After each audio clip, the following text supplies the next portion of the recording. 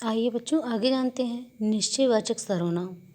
जिन सर्वनाम का प्रयोग किसी पास या दूर के व्यक्ति, वस्तु या स्थान का निश्चित रूप से बोध कराने के लिए किया जाता है। अर्थात किसी भी व्यक्ति जो पास हो या दूर हो, लेकिन उसकी निश्चित अवस्था को बताता है, निश्चित रूप को बताता है कि वो कैसे है, क्या है।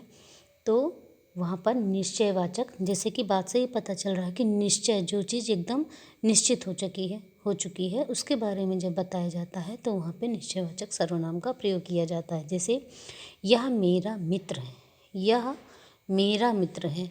इससे हमको ये पता चलता है कि यह मेरा ही मित्र है, यहाँ पर ये बात निश्चित है। वह रमेश का दोस्त है, ये सभी मेरी कक्षा में पढ़ते हैं। इन वाक्यों में यह, ये, यह, वह और ये सब निश्चयवाचक सर्वनाम है। इसलिए इन शब्दों का प्रयोग निश्चित प्राणियों के लिए किया गया है। एक निश्चित वस्तु के लिए, निश्चित प्राणियों के लिए किया गया। इन सबको ये पता चलता है कि ये बातें निश्चित हैं। तो यहाँ पर फिर इस ये निश्चयवाचक सर्वनाम कहलाएगा। तीसरा है अनिश्चयवाचक सर्वनाम। इसी प्रकार जिन सर्वनाम का प्रयोग से निश्चित वस्तु या प्राणी का बोध नहीं होता है, वहाँ पर अनिश्चयवाचक सर्वनाम होता है। जैसे भिखारी को कुछ खाने को दे दो। कुछ में कुछ भी हो सकता है, रोटी हो सकती है, सब्जी हो सकती है, फल हो सकता है, मिठाइयाँ हो सकती हैं। तो यहाँ पर कोई चीज़ निश्चित नहीं है, अनिश्चित है, इसलिए यह अनिश्चयवाचक सर्वनाम है। दरवाजे पर कोई खड़ा है, कोई में कोई भी हो सकता है, भाई बहन, मौसी मौसा, रिश्तेदार, भिखारी, जानवर, कोई भी हो सकता है। तो यहाँ पर हमको अनिश्चितता का जो है पता चलता है, इसलिए यहाँ पे अनिश्चयवाचक सर्वनाम है।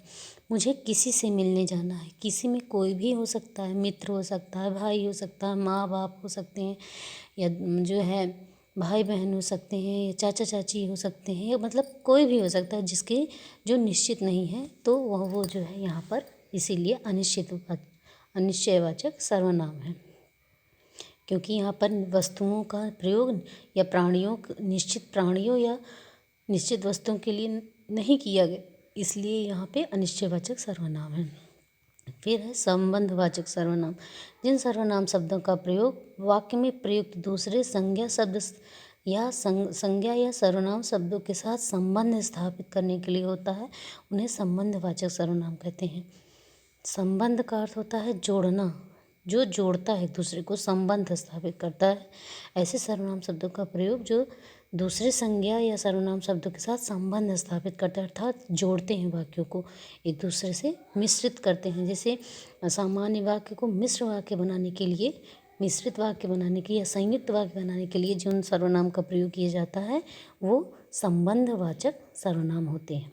जैसे जैसा करोगे वैसा भरोगे। अगर आपके करने के ऊपर जो है निश्चित है, आपके करने के ऊपर डिपेंड करता है कि आप जिस प्रकार का कार्य करेंगे उसी प्रकार से आपको फल मिलेगा। इसलिए जहाँ चाह है वहीं रहा है, वहाँ रहा है। जो बोओगे सो काटोगे।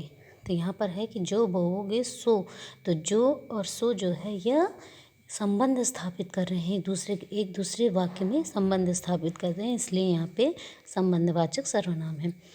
फिर है प्रश्नवाचक सर्वनाम।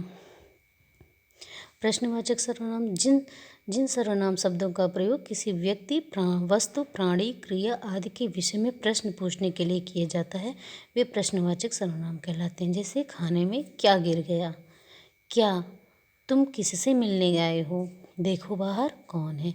तो इस क्या, कौन और किससे, इन सर्वनामों का प्रयोग करके हमको प्रश्न पूछने के लिए किया जा रहा है। इन सर्वनामों का प्रयोग प्रश्न पूछने के लिए किया जा रहा है, तो इसलिए ये सारे शब्द प्रश्नवाचक सर्वनाम के अंतर्गत आएंगे। निजवाचक सर्वनाम। छठा है निजवाचक सर्वनाम।